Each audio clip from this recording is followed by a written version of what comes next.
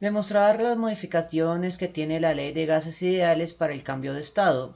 Y en cambio de estado nos referimos a un estado inicial y un estado final, porque sigue siendo un gas. Al cambio de identidad de gases y a la mezcla de gases. Entonces comenzamos con el cambio de estado. Nuevamente reiteramos que es un cambio entre el estado inicial y el estado final. Vamos a asumir que la forma base de la ley de gases ideales representa el estado final y vamos a adicionar el estado inicial dividiendo la ecuación entre sí misma. Cada término va a estar dividido entre su propia versión inicial. De esa forma, presión final se divide entre presión inicial, volumen final entre volumen inicial, cantidad de sustancia final entre cantidad de sustancia inicial, R al ser una constante se cancela, y la temperatura final se divide entre la temperatura inicial. Con lo cual obtenemos lo que en algunas fuentes se denomina la forma combinatoria, combinada de la ecuación de estado. Sin embargo, usted debe estar muy atento que esta no es la única forma combinatoria de la ecuación de estado. Existen otras dos. La segunda es la de cambio de identidad. En la de cambio de identidad la situación es muy semejante, la ecuación se divide entre sí misma. Sin embargo, vamos a asumir que la sustancia incógnita, o sea, de la cual necesitamos calcular alguna de sus propiedades, va a ser la que va multiplicando. Mientras que la sustancia dato, que es aquella de la cual conocemos todas sus propiedades de gas, va a ir dividiendo. Pero con la presunción de que sin importar el tipo de gas, ambos se comportan casi como un gas ideal. Por lo tanto, la constante de gases ideales se cancela, con lo cual obtenemos esta expresión, semejante a la anterior, pero en la primera estamos trabajando con el mismo gas, mientras que en la segunda estamos trabajando con dos gases diferentes. La tercera forma combinatoria de la ecuación de estado es cuando trabajamos mezclas.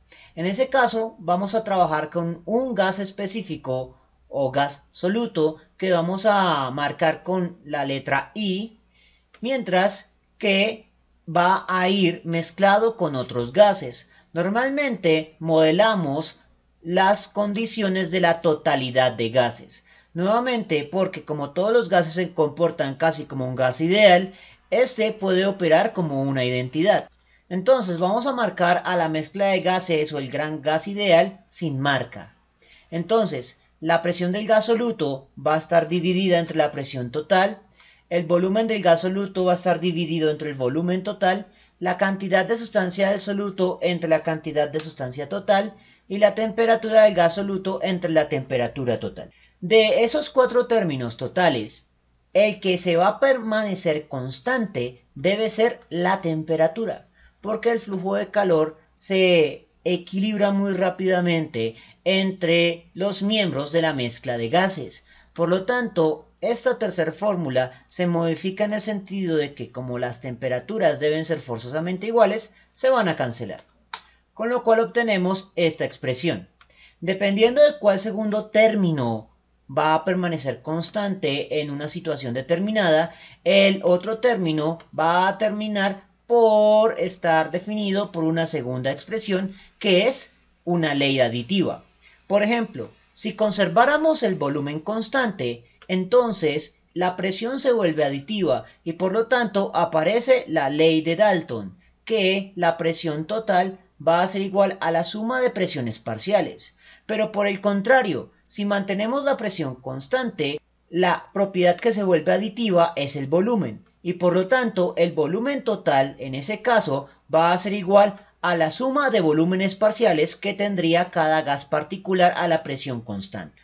Adicionalmente, la cantidad de sustancia va a ser aditiva sin importar las condiciones y por ende la cantidad de sustancia total va a ser igual a la suma de las cantidades de sustancia de cada uno de los gases.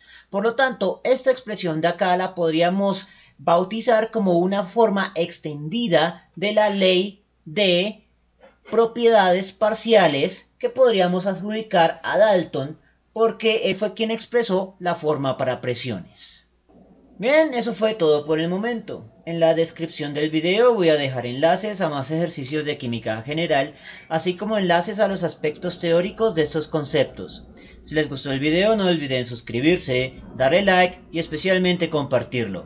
Eso mantiene vivo a este canal y nos vemos en una próxima oportunidad.